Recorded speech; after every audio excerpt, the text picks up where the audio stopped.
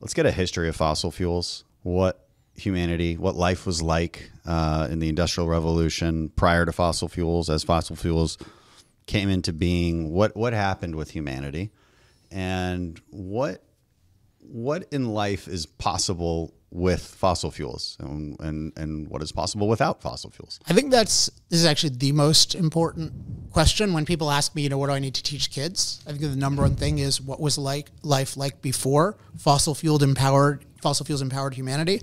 Because we have this, what I call delicate nurture idea, which is that nature is stable, sufficient, and safe.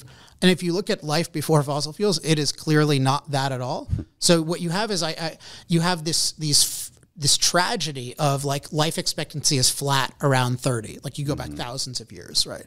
And then income is close to flat, and population is close to flat because you have a lot of kids, but you have a high death rate. So it's just like, you just think about that tragedy of just constant, right? Like constant tragedy. Humanity's barely surviving. Right, barely. But they have this romanticized view of it. Right, but that's why it's so important to de-romanticize it. So if you think of it as, how good is Earth as an environment for humans? Because we think of a good environment as one that we didn't impact, and I'm really trying to challenge that. An unimpacted environment is a terrible environment. So a good environment is one where an organism has a good opportunity to flourish. That's what I think of it. And part of that is you can get nourished with relatively little time and effort. So you think of what that was like in the past. You had to spend so much of your day just getting enough food to make it till the next day. Whereas you compare it now, I have this story from when I was at Duke.